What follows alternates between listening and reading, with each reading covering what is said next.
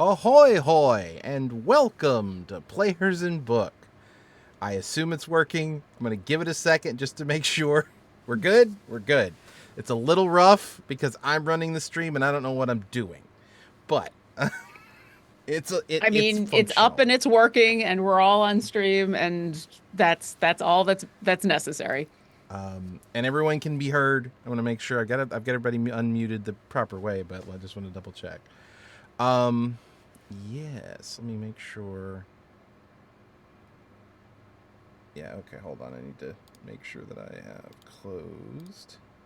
I just realized Discord was in that window, which would have been bad if it had popped up for anything. So I wanted to make sure it was closed, which I just did. Okay. Yeah, streaming OPSEC is always a thing. It's like, what can I have that is open, and what can I need? What do I need to close so that especially when working on NDA stuff. Oh yeah. Oh yeah. All right. Let me get my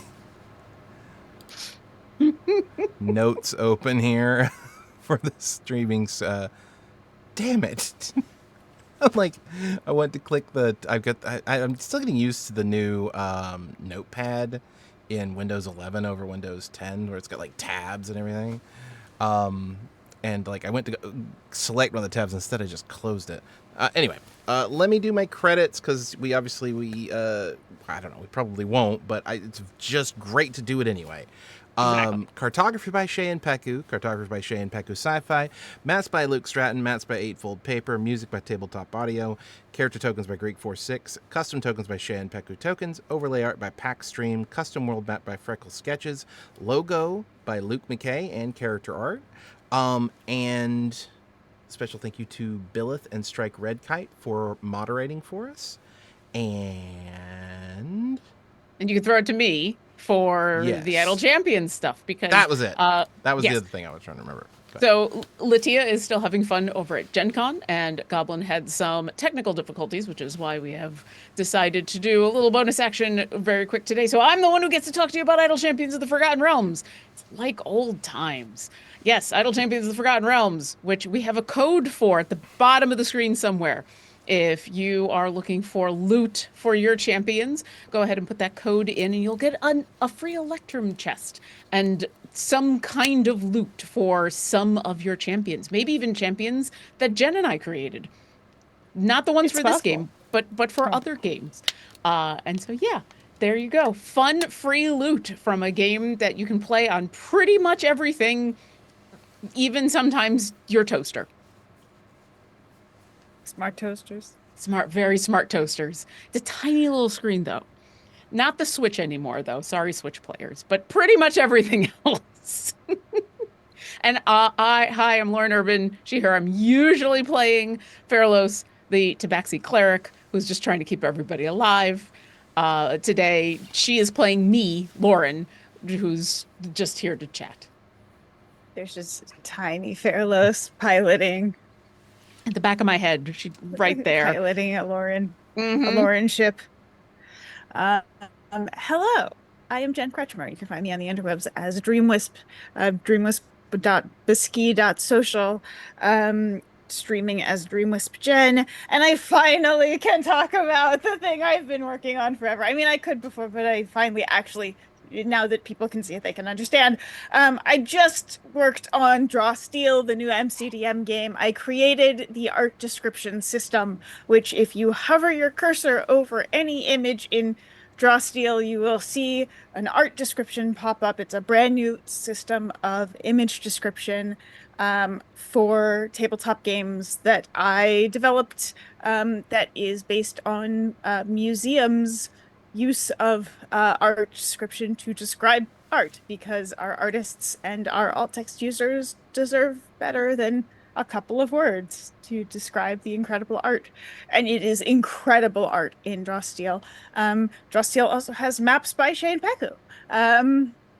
So crossover. That's fun to do as well. But I'm incredibly proud of what we've done there. It's something brand new in tabletop, and as far as I know, has not been done anywhere else. So please check it out. It's a very cool game as well. If you like tactical heroic fantasy, they call it tactical cinematic role-playing game. Tactical heroic cinematic fantasy, which Thank you. I can only do because I happen to have one of the two books The here on book's my open. desktop. Yeah, I just went straight for it because I'm like, you know what I could do? I could pull up one of these image descriptions. Yeah, And there are two books. There's a monsters book and a heroes book. Um, that's the core set. yeah, And um, and I'm gonna figure out how to get the image descriptions to show up because my and PDF look at the reader. monsters book, not the heroes, because the heroes has a patch coming Yeah, I'm on the monsters book. I just gotta figure out it. This in is Adobe. Just hover. yeah. It opened it up in not Adobe, so Not Adobe. Yeah. yeah. If you have to be using a screen reader or an alt text compatible PDF reader to access those. There's also a glossary, a visual glossary that goes along with it. It's a whole system. So that's what I've spent the last several months working on, and I finally slept for the first time in a very, very long time a few days ago, and I'm a little loopy from it. So, but we're really, really proud of the book. So many people worked so hard on this book and this game system for so long. So, please check it out. Please play it. Um, it's really cool. Yeah. Firefox for the win. Oh, yay. What? Firefox has accessibility features, Oh, right. Yes. which has it's not the Allows easiest for the thing alt to, text description. it's I'm working on making it a little more readable than what it's showing, but it does have it is showing the alt text. So I want to be able to read off one of these. If y'all would like to keep going, I'm gonna There get to are, the point that it yeah, works. there are close to, I think close to 500 of them, 500 images.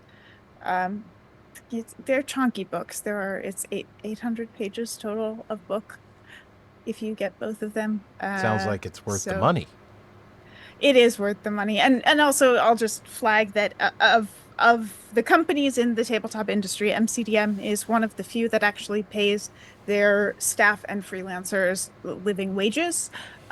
So supporting them is supporting every freelancer who worked on this book and supporting a company that is paying their people actual livable wages as opposed to what most of the industry is paying, which are not which are hobbyist wages, not career wages, consummate with the experience of people. Pay your writers more. And your artists and your just pay people just pay them. Actually, yeah, just pay people. They also living wage, paid their nice. playtesters, and there was extensive playtesting on this.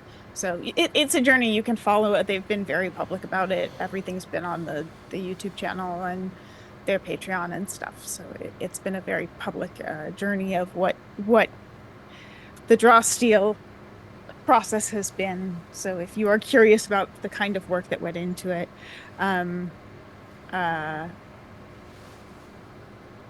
you can get a sense of why, and as far as I don't need to get into the cost discourse too much, but it works out to about 8 cents a page, which for something that you can use indefinitely is pretty solid.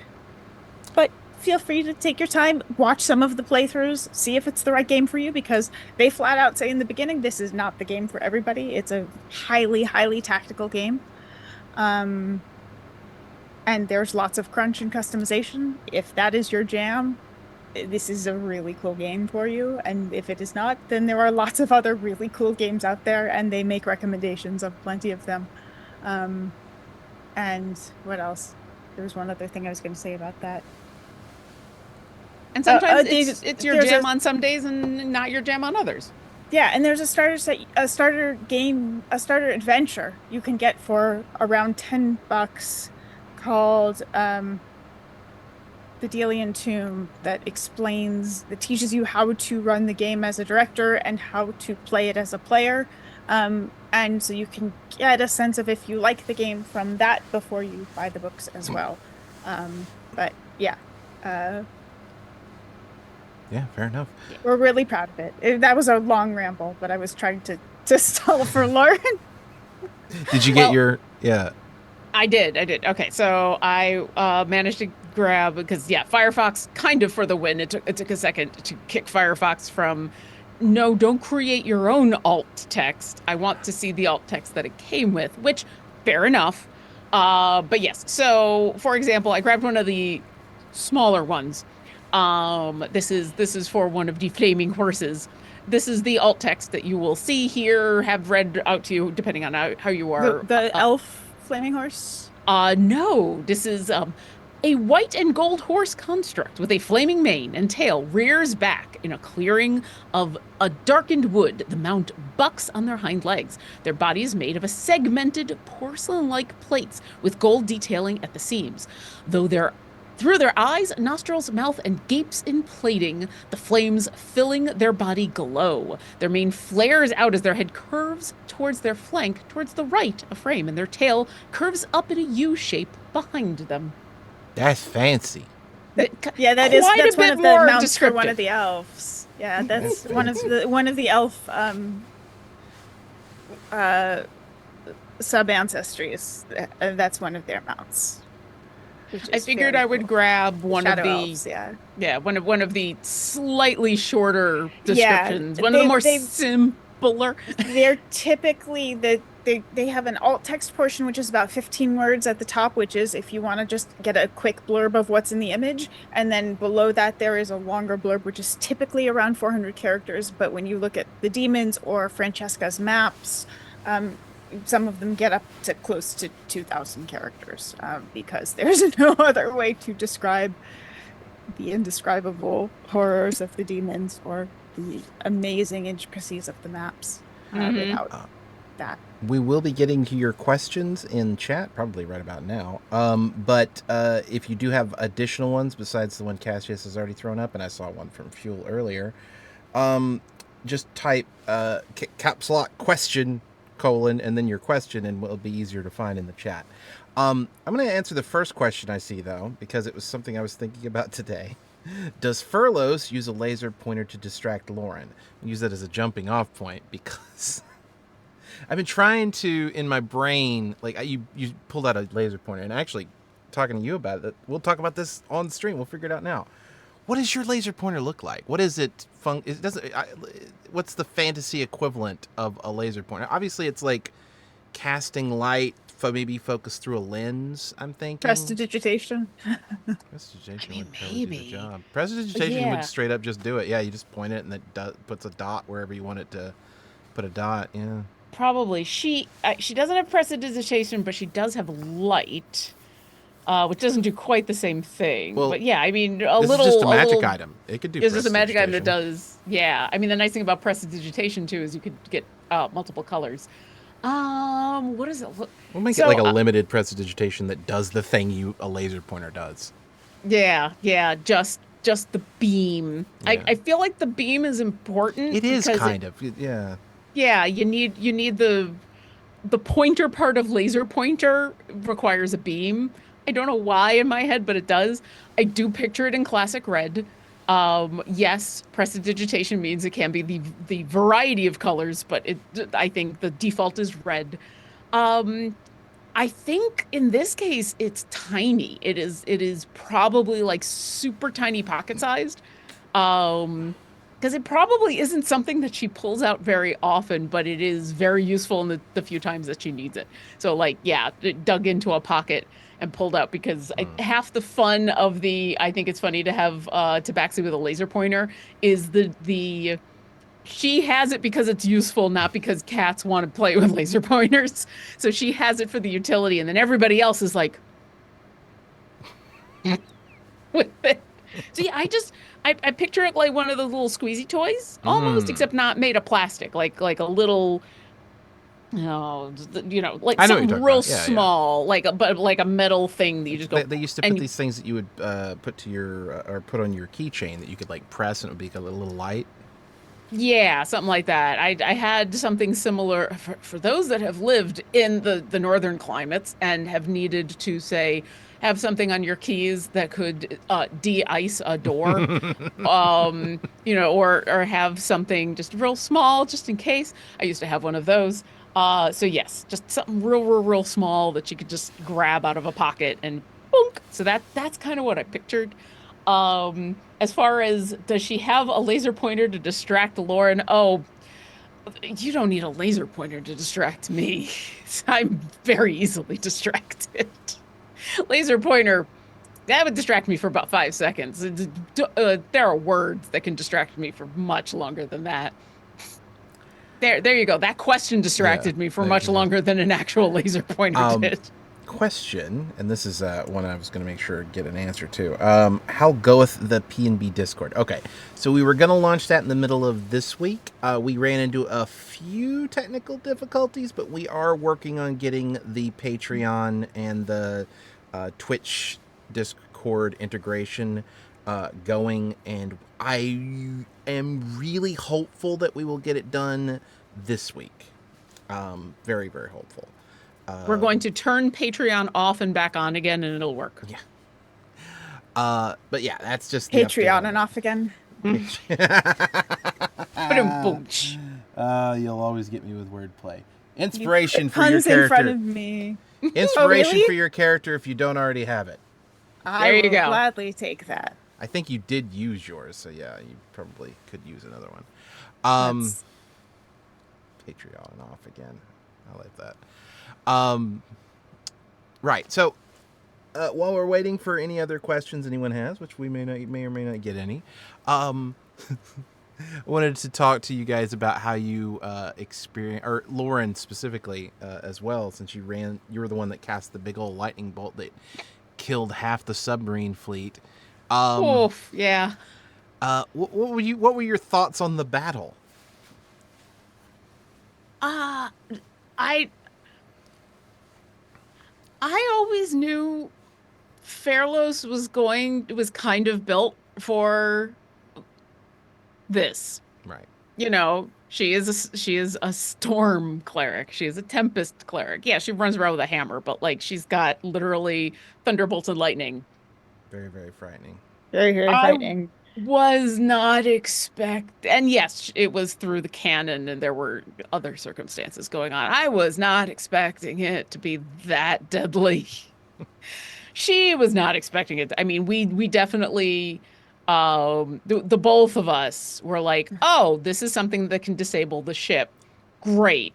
This, um she her only regret about it is that like whoops, I think I went a little too far, but not that the ships got destroyed because like once again, They we're in the shot middle you of first, too. they shot at us first. We're in the middle of a war zone. They're doing a kind of a nasty blockade. So I think she doesn't have any remorse over it. It's more like oh, that's not exactly what I meant to do.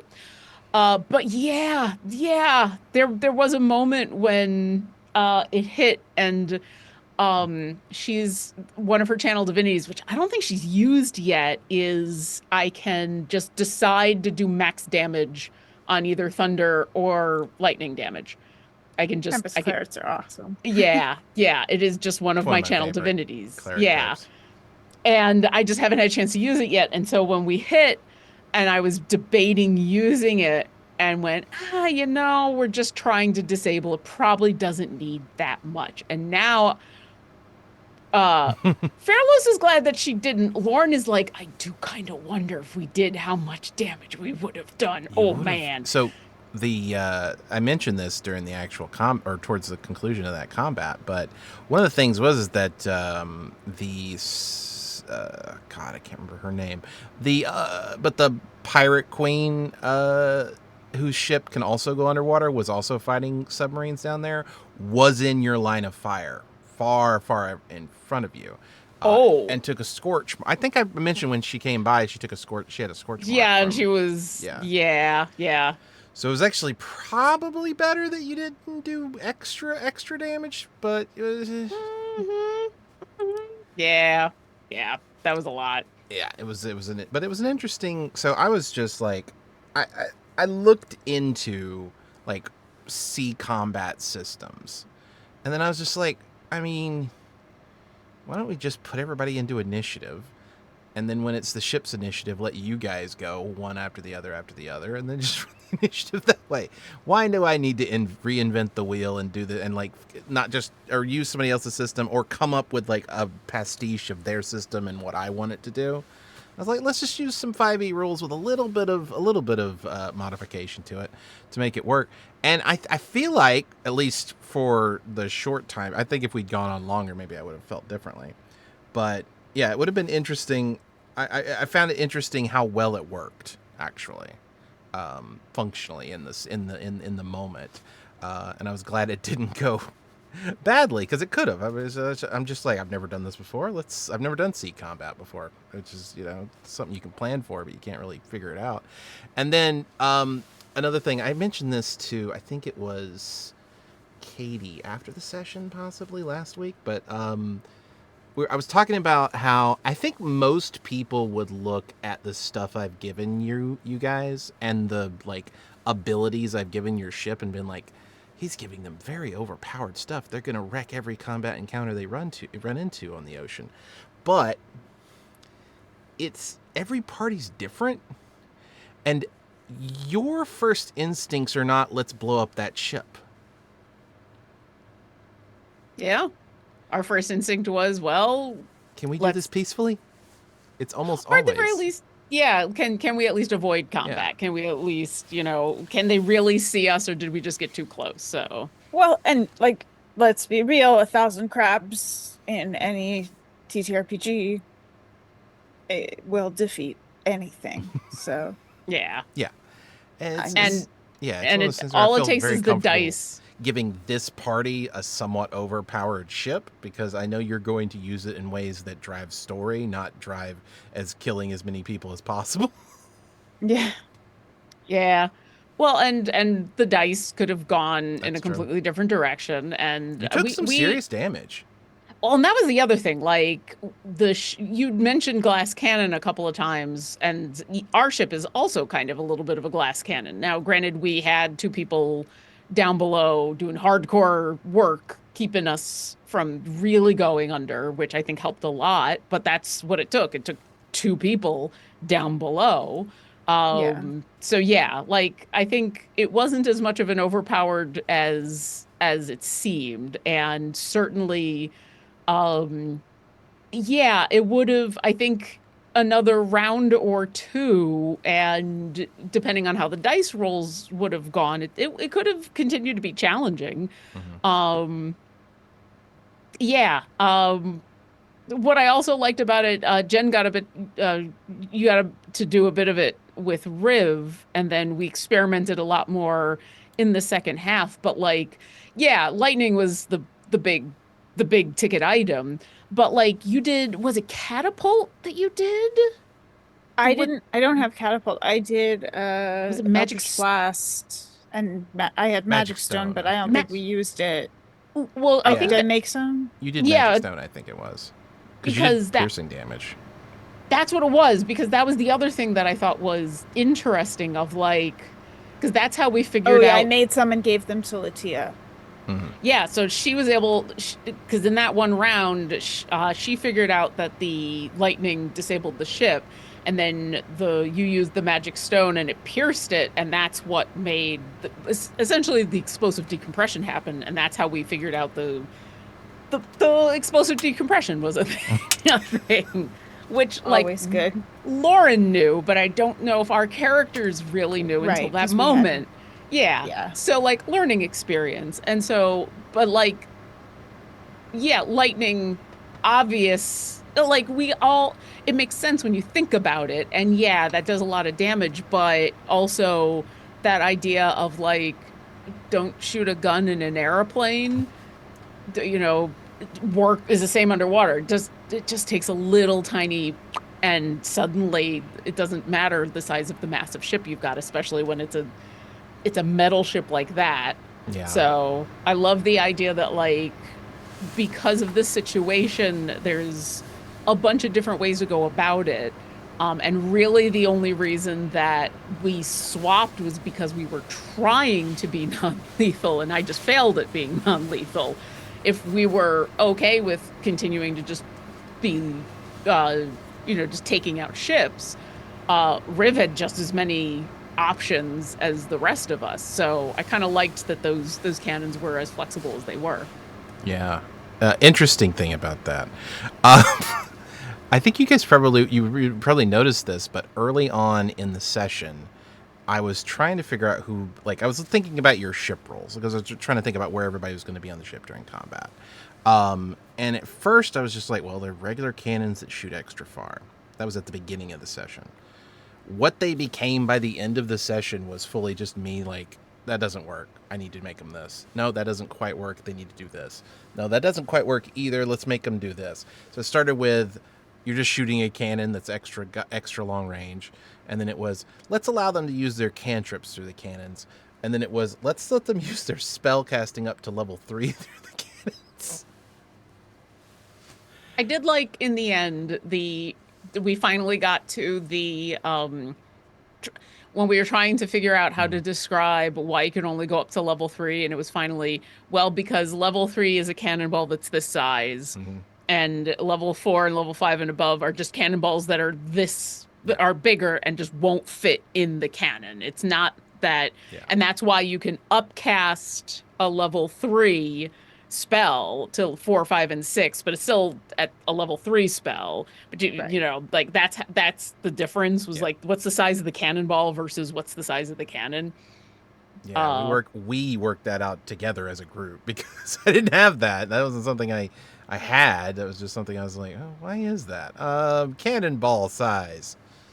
And just working from there. But I always like to always like to have the peek behind the curtain and be like, hey man, I don't know what I'm doing.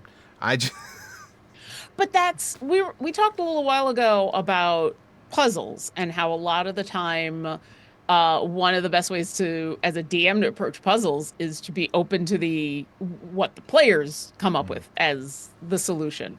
And I think this is another version of that, in where it was any of this a puzzle? No, but us as a group, not just, us as a group coming up with how all of this worked, even if we as players didn't know that that's exactly what was happening, it makes it more interesting, and it makes it because you as the DM can hear, all right, what are the paths we're going down that we're interested in, and then can make those adjustments based on, okay, what have we already decided, so it's not going to contradict what you've already said, but is also going to be more interesting and work. And it's just more good world building. It's just more good collaborative storytelling.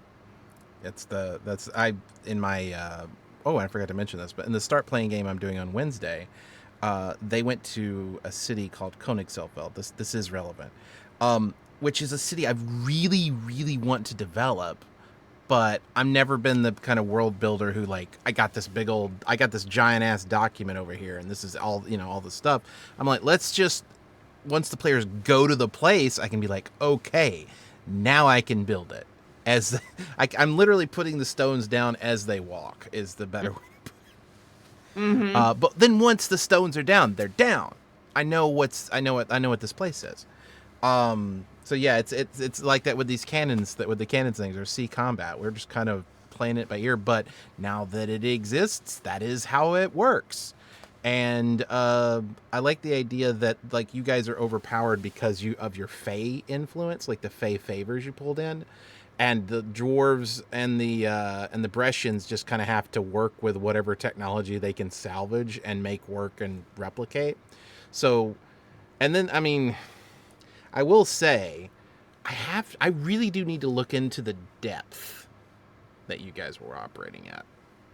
I know you guys weren't operating at a depth where when you disabled, or when you, I don't think you guys were operating at a depth where if you punctured a ship, it was like turning biology into physics. You weren't that level of destructive pressure, I don't think. But I We feel also like make the case that if we're on a world that's a flat world, we don't have the same gravitational pull. yeah, it's complicated. Yeah, yeah. There is Mm. pressure for sure, but Oh yeah. magic does a lot to I mean, for example, water breathing. That's the decision I made for like people who don't necessarily naturally have water breathing. Water breathing as a spell just prevents pressure health problems, and that just Yeah. seems like the easiest way to handle it. Like, yeah, if you go down to the bottom of the ocean, it's a regular human, and then come immediately straight back up, you're going to have some medical issues. But if you have water breathing cast on you, that fixes it. It's included in the spell. They thought of that.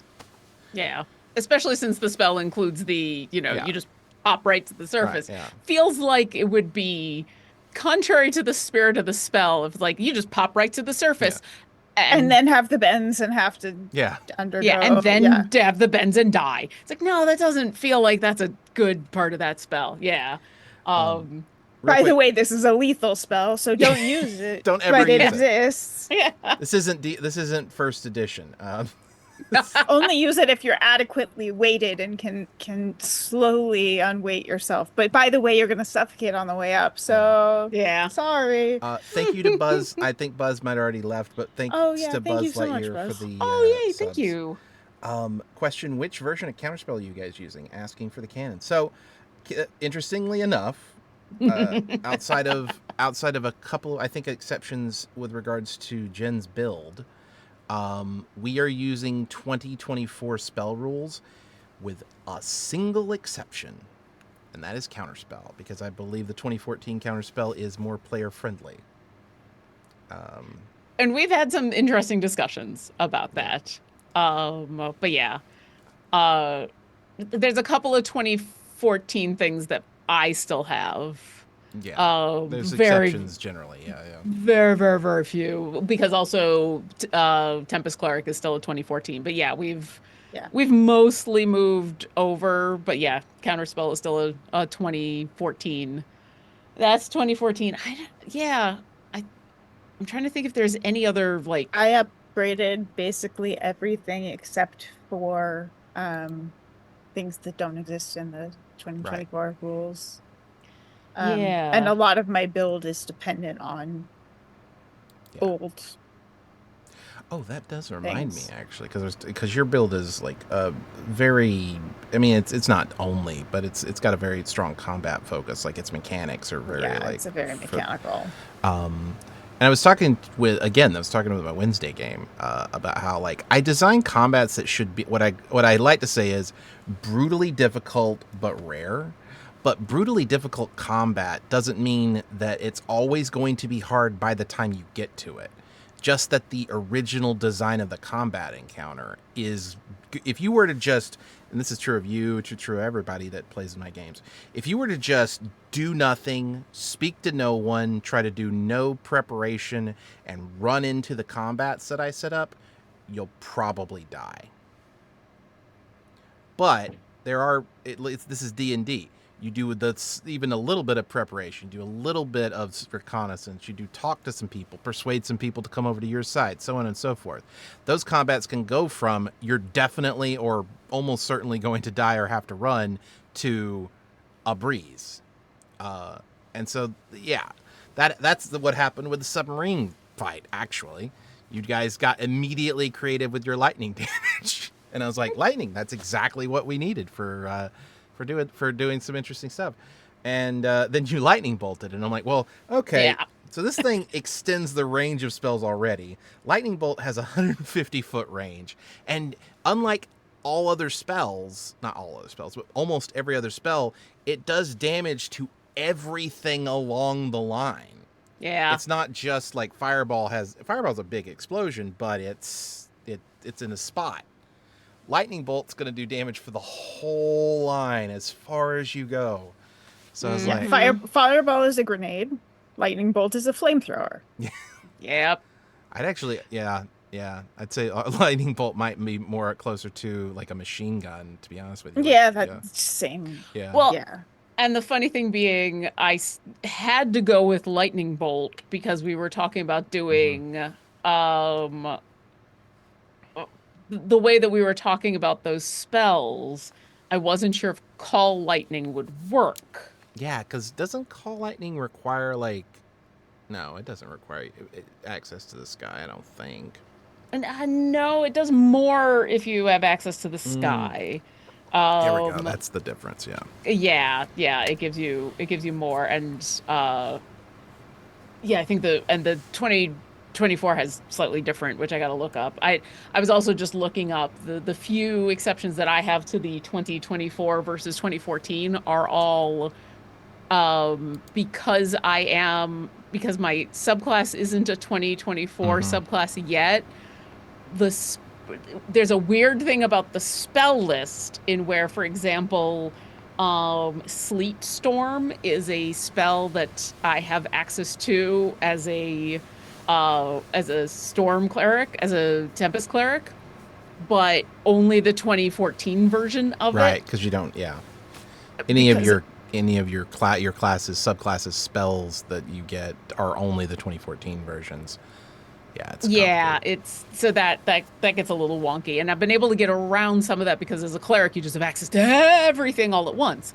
But some of them get a little weird. On So, but D&D Beyond, you that's can like homebrew up an item that gives you the spell if you're really Yeah, worried. that's what I've done. I've used a workaround to add the Yeah, 2024 rules yeah, versions of those spells, but I mean, yeah. it's D&D Beyond's always got like workarounds, but it's usually just create a custom item slash feat that does the thing you yeah, want it to do. I yep, remember when I built a genie cleric, and I don't know if they fixed this since then, but it used to be that you couldn't. So no, since you don't normally like the Mystic Arcanum thing with genie clerics is at 9th level you can get wish, but that's not normally a thing that warlocks can do.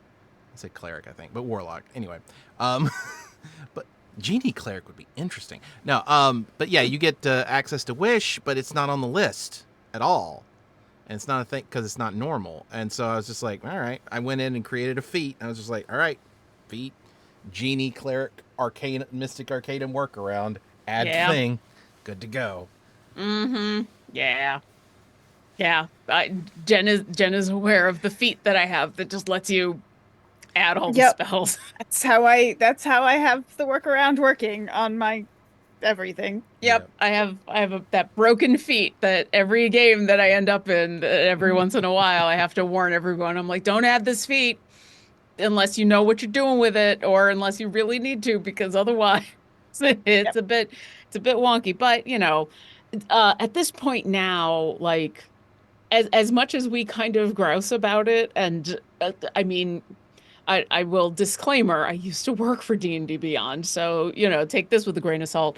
There's a lot going on in D&D, and there's a lot of Yeah. exceptions in yeah, D&D. There's a it's lot of weird like one-offs, and so the fact that the character sheet do as much as they do Yeah. is kind of friggin' amazing. And so for these like weird wonky things, and now with the 2014 and the 2024 and all of that, like I'm I'm it is not, Yeah. surprising how well it works. yeah. It's pretty That's what amazing. makes it so frustrating when it doesn't do the thing you want it to do. But at the same time, you're like, I've long ago been like, I'll just make an item, I'll just make a feat. It's fine. Yeah. We're good. Yep. So then after, let's see, you guys managed to do that. You guys got out really quickly, actually. And then afterwards, you're like deciding what you want to do. Uh, because traveling underwater is, going to keep you from being seen, basically. It's going to be very difficult for anyone to track you down. But it's half speed. And you guys are Yeah. kind of in a, I mean, I don't know. You guys are kind of in a hurry in the sense that, like, Tallulah's father is technically imprisoned and being interrogated actively, which could end up being a problem later on down the line. Plus, the protests at the university are coming to a head a little bit. So it's like, and I do keep, and you guys know this because you've played in my game long enough now to know it, but I keep the timelines moving based on how like you guys do things. So it is worthy of being like, do we risk being seen heading directly towards Brescia, or do we take longer and not be seen? Well, and I think the difference in time was great enough, um, and I mean we're going to be invisible, so Well, it for like an hour a day. I think it's more than an hour a day, but you're not going to be invisible the entire time. It's the invisibility spell, but it's ship sized, so it's going to be as many times as he can cast it. yeah, but I think that's still worth Didn't it. we get the item that lets us? Isn't our ship fully invisible all the time now? Mm-mm. No, the Oh, we item, got the You get the one that get disadvantage on attacks against your ship, and you can't be knocked off of it. yeah, right. That's right. yeah. Um, so yeah, the because the difference between traveling underwater and traveling on the surface was like three, the difference between like 3 days and 5 days. Like it was several Mm-hmm. days, not several days journey off. So I think it's worth it. And we're a pretty fast ship.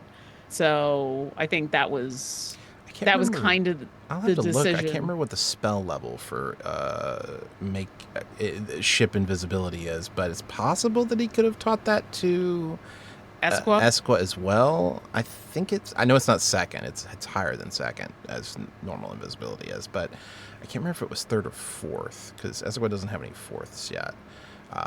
But yeah, I mean there'll be opportunities for that. And that's actually something I should probably work out to be certain. Now that I'm thinking Yeah. about it, it's gonna matter for your trip in the that you're currently on. So I'll work that out in between sessions. But yeah, But yeah, there was enough impetus to want to yeah. cut that time down, and also we've got enough facility to be able to escape, avoid other ships on top of the water that I yeah, Yeah, and we plus, like were you spot somebody, you're just like back underwater.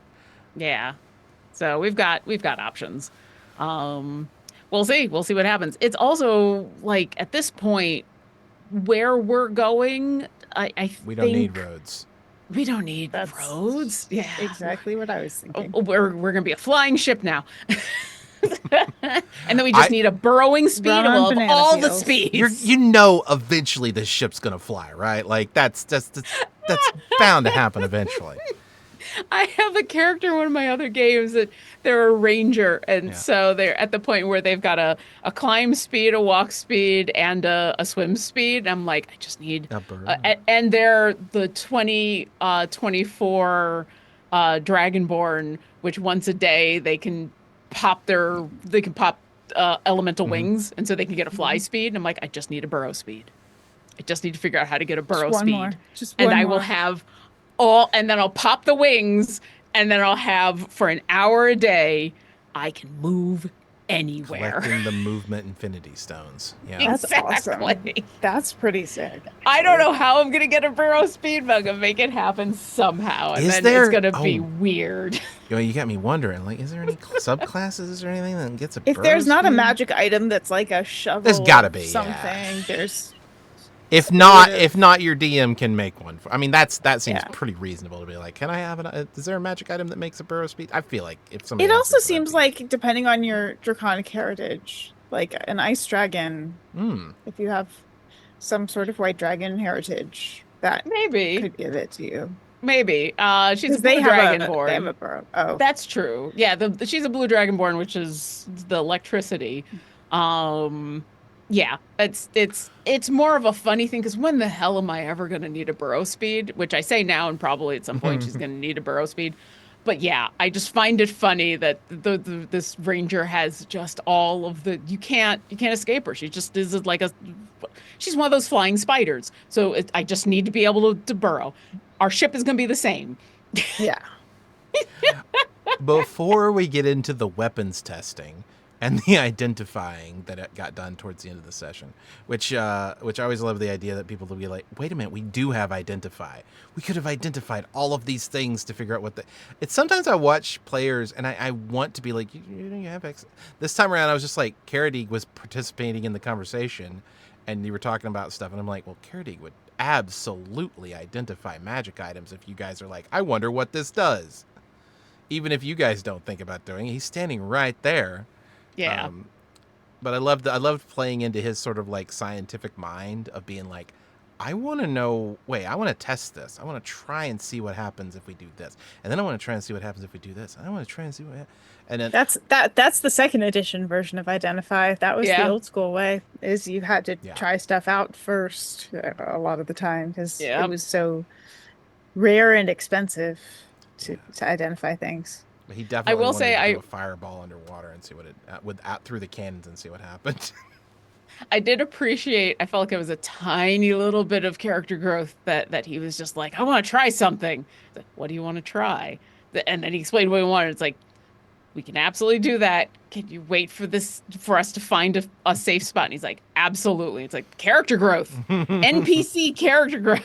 Because I remember the last couple times he's like, I have an idea, and then he just ran off, and I'm like, what's the idea? What is idea? Mad science means never having to ask what's the worst that could happen. Um, but before we get too far into that, I did want to talk. There was a moment. So, what has I've seen this as a goal for Furlos, and that was to put together a fleet that could liberate Avalon. And then it went off. And then it's going off without you. Now, I only did that because I mean, there's ways that could develop further on down the line, but I am curious what you as a player and character felt about that at that moment. I mean, both of us 100% makes sense, especially knowing that that was part of the deal. That, all right, after this, we're gonna go. It's less about liberating Avalon and more about we're gonna take all the dwarven stuff. Like, so getting that power plant back. Oof. Yeah. And depending on how much, like, that's the interesting thing. Like, everybody wants control of that power plant. What can they actually do with the darn thing? Like, we know it's locked down. It's going to be locked down for how many centuries or so? Like, until it was like 100 years. I think it was long enough that we're like, oh, no one's getting into that thing for like forever. And sure, there's probably other ways people can get on in. And that doesn't mean that people don't want access to it. But I felt like that was one of the reasons that we're like, I'm not too worried about the power plant because no one could get in there because it's irradiated and locked down. But like, yeah, it totally made sense that they're like, all right, we've got this fleet. We're on a roll. Let's go take all the dwarven stuff. Because, yeah, they've got this large army sitting around Avalon. It makes sense to go after them next. And if the if the let's go take all their stuff is the way that they were negotiated into doing it, 100%. Yeah. I think Lauren was just like, yeah, sure, okay. I think Fairlos did have that tiny bit of regret of like, I wish I could have gone. Because yeah, absolutely. She has it's less about she wanted to go do the get rid of them, and she wants to put together the fleet to be there the whole time. So I think she's got the regret of not being able to go, even though she totally understands why, and like, we've got bigger fish to fry. I would like to think as once we get done with the immediate problems, and by immediate I mean like once we're done with whatever's going on with Brescia, and we see what happens at Avalon, and hopefully it's successful, I feel like her regret will turn to opportunity because now there's a fleet there. And maybe some of them are going to go back to Havern, and maybe some of them are going to go back to being pirates, and maybe some of them, not all of them are going to stay, but now some of them have an invested interest in Avalon. I feel like that's now opportunity. She's going to see that as an opportunity to like, okay, now these are ships and captains and people who have some vested interest in keeping that island for themselves. Let's see if I can convince them to continue to keep it for themselves afterwards. So I think that's kind of, she hasn't had that thought yet, but I think that's where her thoughts are going to be. is like, yeah, I'm gonna chat with my brother about this afterwards, and we're gonna take advantage of this and see who we can get to stick around afterwards. I can tell you, just from my understanding of how the military leadership is thinking, it's not, and it's completely like in line with what you would think. I mean, Hivern's going to leave a fleet, not all of their fleet, but leave some people behind to secure both the island and Avalon, because Avalon is an extremely important port for this area, the part of the world. And there might be battles in the future as well. That assumes, of course, as Cassian is saying in chat, gotta wonder how much of the Avalon Liberation Army, which is an odd name for them, is going to survive attacking the dwarves. I mean, Yeah, well, that's why I said it's going to depend on what happens. Yeah. Like, how I have fairly high hopes because yeah, this is a group of the Avalon Liberation Army is they've just come off Not of their name. Not their name. The coordinated uh whatever group they want to call themselves. The Battle of the Five Armies ships. This coalition, they've just come off of Fleet a of Four win. Winds. Exactly. They've just come off of a win, and probably not an easy win, but a win. And so the spirits are going to be high. There's enough of them who are actually uh their number one priority stuff, but number two priority is secure the island. I think there is enough invested interest in securing island and keeping those people safe. Um, and unlike the blockade, I really do think as soon as that battle starts, uh, the people in the school, I can only speak for myself. But I would like to think as soon as the battle starts, there's nobody in that school who likes that these dwarves are blocking these ports. I can't imagine the dwarves are treating anybody on the island well. I think everyone from the school who has a lightning bolt in their back pocket are coming down and standing on the beach or flying around and providing support from the beach, which those ships wouldn't have had in the blockade fight. Yeah. So that might make all the difference. And if this group can catch at least some of those dwarven ships off, essentially off guard while they're still docked. That's the Some of those- important part here, because Yeah. the Brescian blockade was taken by surprise. They did not expect to have to fight today. They were not in the right positions for it. They were expecting, they're a blockade built to stop like a ship or two trying to come in. That's why Yeah. they were spread extremely thin, and then this concentrated mass of ships just smashed into them, and then went all the way around the island and finished them off. It was a sizable fleet, but it was spread out all the way around the island, whereas the dwarves probably know they're coming. So I mean, maybe. it's They're a going. my problem is it's a big fleet. Someone's got sending. Probably. Somebody's got questionable loyalties and the sending spell. Okay, but also then would the people on the island know that they're coming, and suddenly Yeah. suddenly Oh, for sure they're gonna know. Yeah. suddenly a lot of those dwarves that were on the island can't get back to their ships for some reason. Like, true. two can play at that game. So Yeah. yeah, I have. Is it gonna be easy? No. I'm gonna. Is Yeah. there- I actually might have you guys do some dice rolls without telling you what the results are necessarily going to be during a session, just to just what I need. My horrible dice rolls to be like, well, you wanted to see if your brother survives the battle. I wasn't thinking about that, but it's a good point. Yeah, yeah. So yeah, I have some hope. I do think that there are some ticks in their favor. I also think that the dwarves are incentivized to run if things get harried, whereas the Brescians were probably more liable to stay and fight until the end. So, but we'll see. Right. There's a question here. Although I question the premise, Fuel. How does Riv feel about this war distracting from the main mission of saving the universe simulation? Well, Riff's been told that this is all training as part of the Saving the Universe simulation. So it's not so much that it's distracting as that it is a part of it. It is running the steps in Rocky as part of the training regimen. Yeah.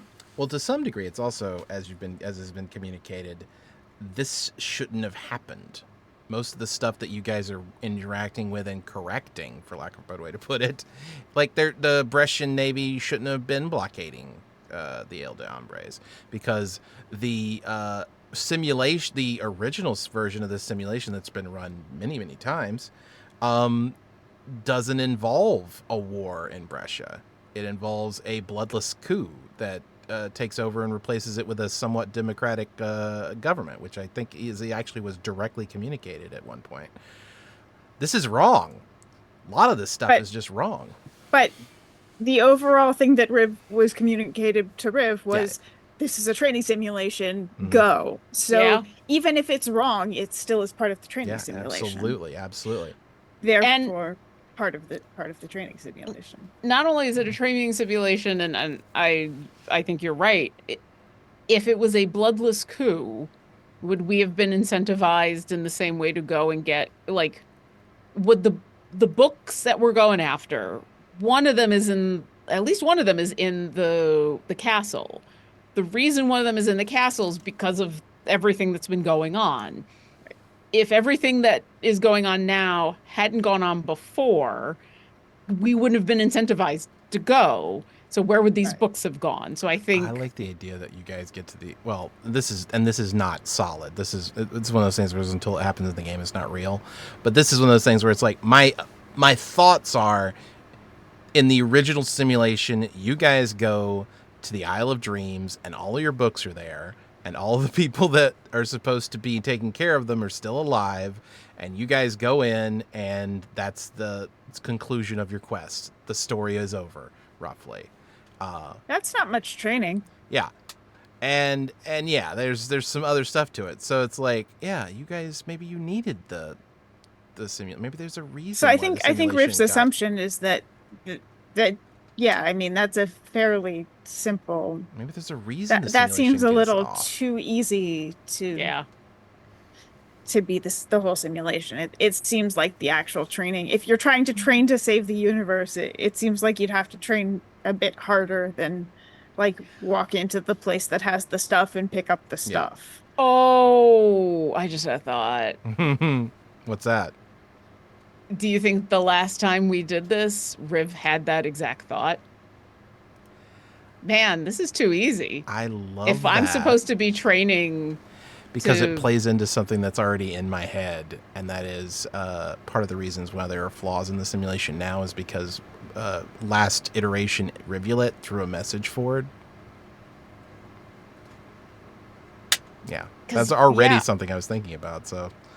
Because I could see Riv having that exact thought. Like, if I'm supposed to be training to do something greater, and I'm not going to give myself 1 pound weights. Yeah. Well, it's also unless I really need 1 pound weights to start. We talked about the simulation being something where he takes the Synthra takes creative minds and uses them to solve problems in creative ways. So, like, he watches them solve the new problems, goes, okay, so these guys would solve it this way, so I'm going to do this.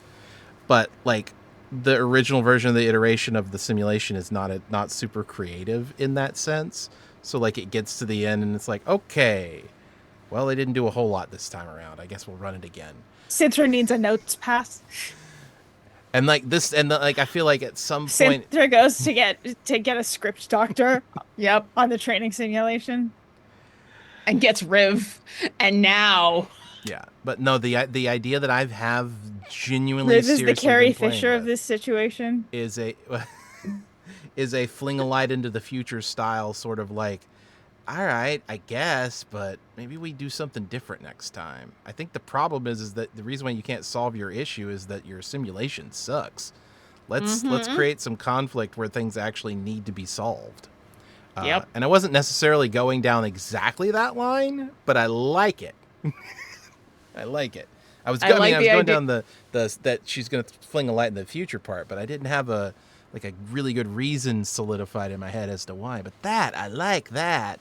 I mean, how more perfect could it be that Riv is the the cause and solution to her own problem? Alcohol, the cause and solution to all of life's problems. All of life's problems. Or Riv. Riv, the cause and solution. Let's see. I just want to scroll up, make sure I didn't miss any other questions. No, it doesn't look like it. Question: what if Synthra is just Nightmare Jack messing with Riv? I feel like I can't answer that. I don't. It's entirely possible. Is the answer to that? It's wholly a possibility. Ah, shit. I just had an idea that I probably shouldn't say out loud.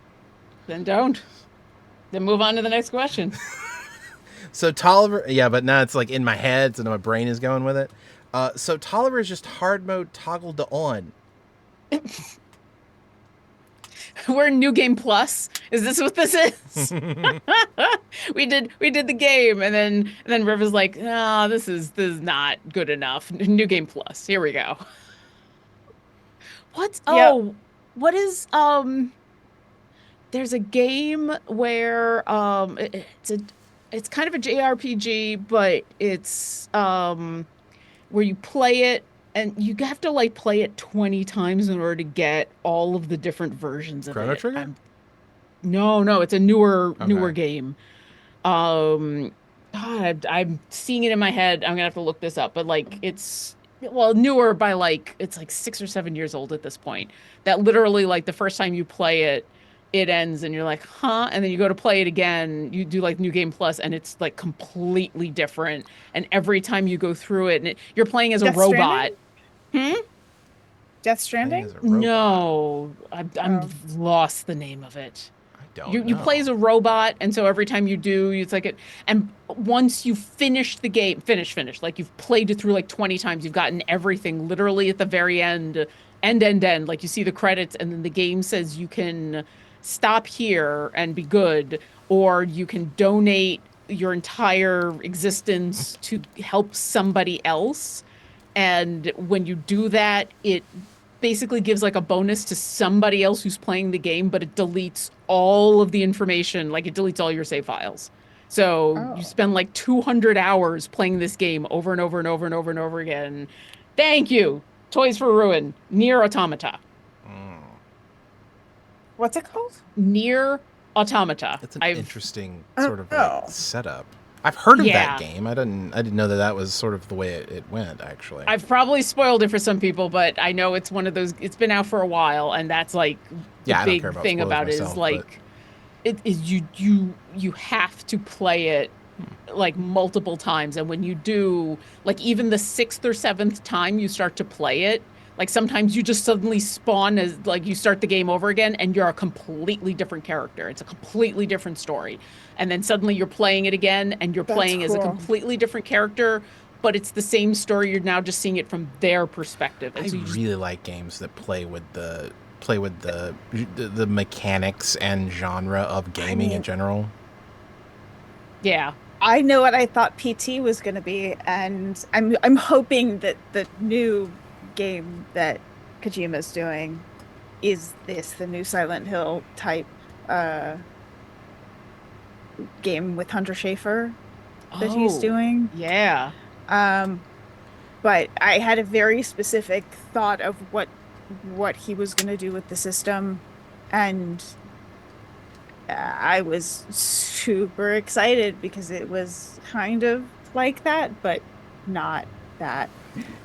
Excuse me. I mean, I'm rambling because in case he does do what I think he was setting up to do and had hinted at, I don't want to spoil it for anybody, but it's really playing with conventions of shifting the world in incremental ways. I did that. I made a game in RPG Maker in 2014 for the SCP Wiki that involved you basically finishing the game, and then realizing that the entity at the center of the game was just messing with you, and like Mhm. if you when you finished it, he'd be like, "Ha, I gotcha," and then you could go out of the game, get some information, and come back with the particular password that you picked up from the documents outside of the game, get through it, and then he'd be like, "Haha, I tricked you. Now I have the password."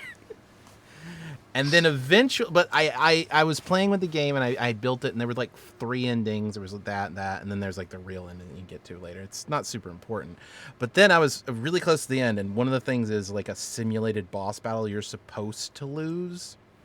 No, you're supposed to win. It looks very difficult. It's this giant monster, and it's all these things. But you're supposed to win, and it's supposed to be that it give you the sense that you can continue on. But I made sure there was a way that you could, and it's extremely tedious. For like 10 minutes, you could go into just instead of attacking, you could go to defense mode, and it would do like 1 damage. And you have like almost 100 and something hit points. You go into defense mode, 1 damage. Defense mode, 1 damage. And then it could kill you over if you did that enough times in a row. And then he'd be like, wait a second. How many times have we done this that you because he's new every time, but he's setting himself up in the future, in the future iterations, to do better and better each time. This time around, he's like, "Oh fuck, you've done this so many times. You're actually just playing with me now. Mm. You're not supposed to be able to lose this fight. Ah, fuck." So at least I have a little bit of experience with creating something similar-ish to that kind of sort of like new game plus sort of stuff. Oh, wait. There's a couple of other games out there that Yeah. play around with those kind of loop, especially now that, or now, in the last couple of years, that the roguelike genre has become Yeah. a popular enough genre that it's kind of gone into other genres of games that have used roguelike as a way to play with the idea of a continuing story. There's a couple of other games out there. I'm now hesitant to even mention some of them, but like there's a couple Yeah. that are really, really good. But yeah, it's the other thing about PT, and this is the irony of PT is there are still people out there who have a PlayStation with that demo on there that they've disconnected from the internet so that it won't get erased. Yeah, so it can't go away. So it can't Yeah, go away. Yep. which I totally get. Yep. Uh, Yeah. It's wild. I Oh. I guess one of the weird we're going into like it was so cool. It was so cool when it came out. It was like, ugh. the game I've played with like that plays with the concept of games that stuck with me the most was a game called The Longing. I don't know if either of you guys have heard of it, but you're basically just like this caretaker trying to take care of this king in the mountains sort This is of. What? No, go ahead. Oh, I think I know this game. you're trying to But take I'm care of not this like lost. king in the mountains style like statue that's gonna eventually return to life and do this other things, but it takes a year of real time for it to happen. Ooh. And the time actually progresses when you're not playing, but also there are things you can do to pass the time faster, like reading books, fixing up your thing. It's just it's very, very interesting, sort of like playing with the idea of games.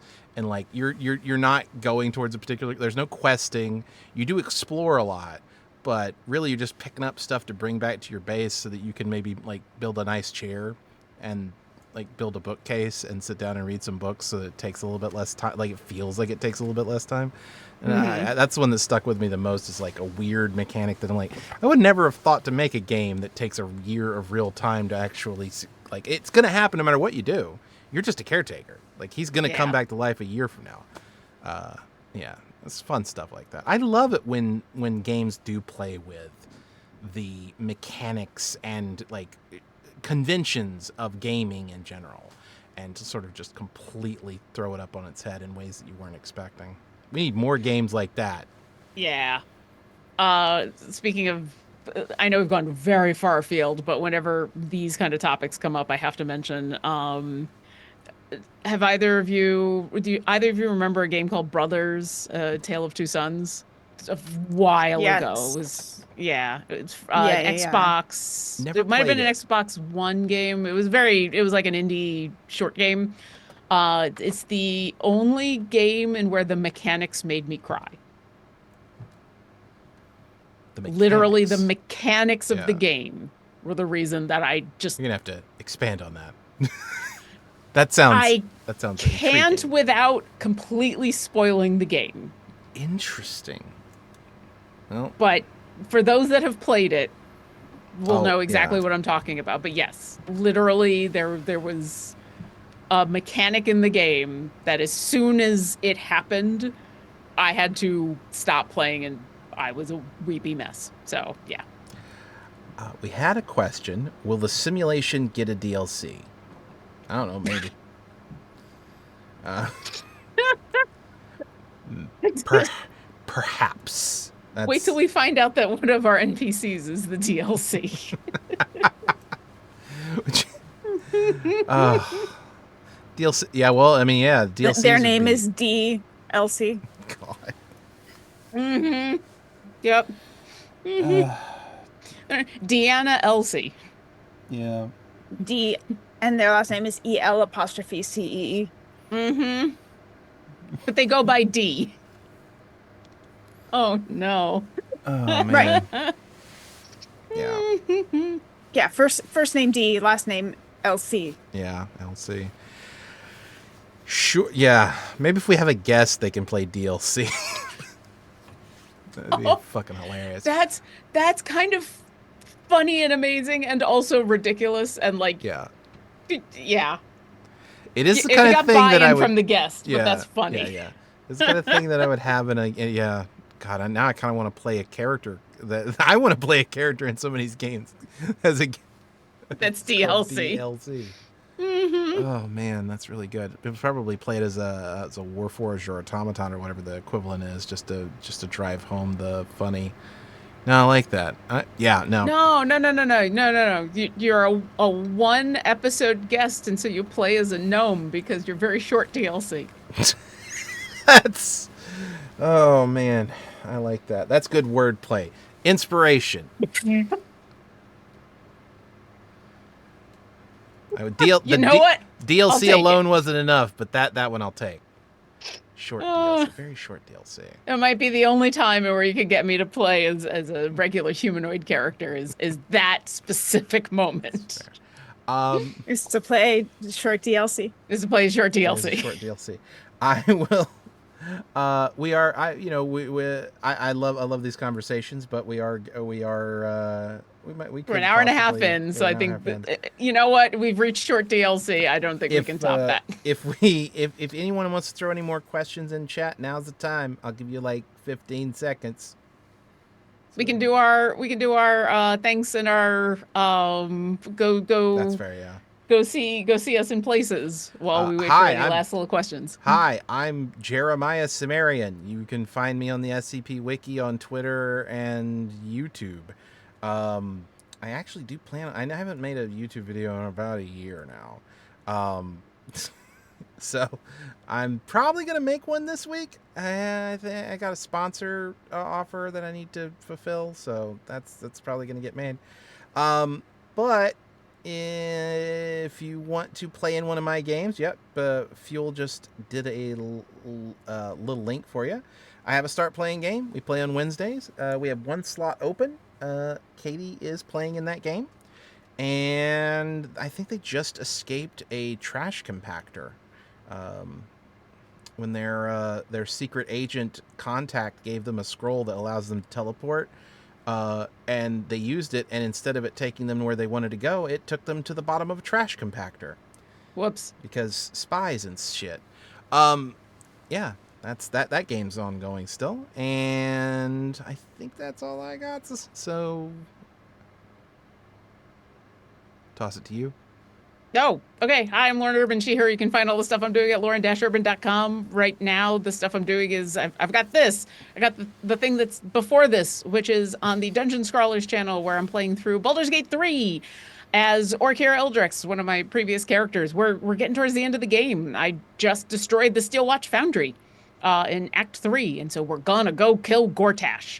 Which, if you know what I'm talking about, you know we're right towards the end of the game. And if you don't, we're right towards the end of the game. So join me. And if that's not enough Baldur's Gate 3 for you, then on Fridays on the Crit Hit Chronicles channel, you can see me playing Shadows over Baldur's Gate, which is a spiritual successor to Baldur's Gate 3. There are spoilers to Baldur's Gate 3, but not a ton, and you don't need to know what happens in Baldur's Gate 3. We are all unique characters. We're not playing characters from that game.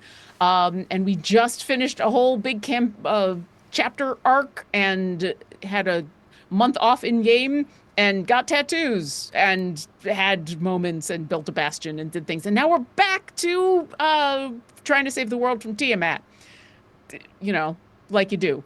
So if A worthy you'd like cause. a worthy cause, yeah, she's trying to Have you ever destroy. thought that, dragons should just destroy the world, though? I mean, Nah, not really. All I haven't had that thought. And that character is playing a chaotic fae. That she's a chaotic fae who is kind of okay sometimes with destruction, and even she likes the universe.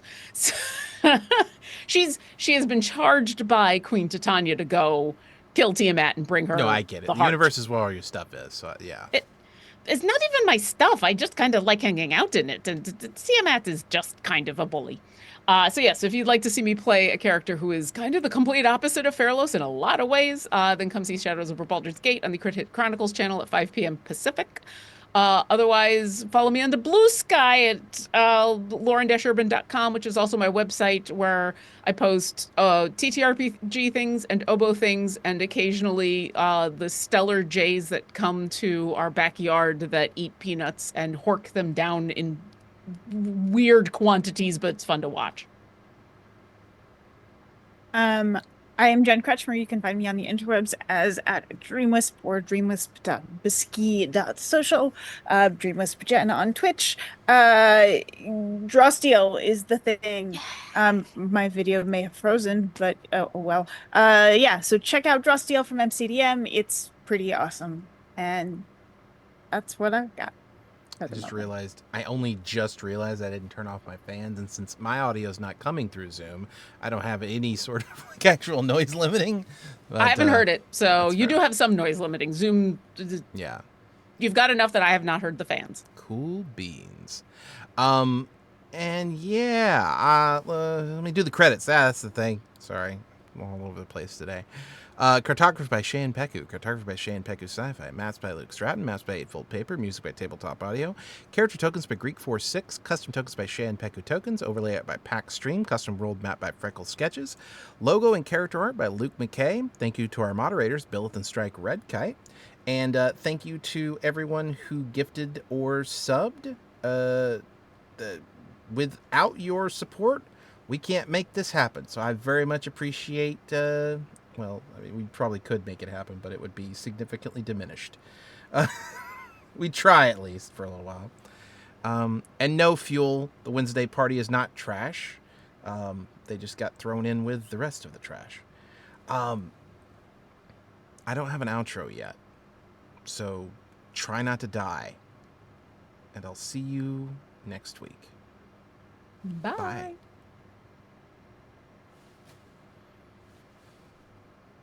Wait, I've got to stop the stream. You're the one who has to stop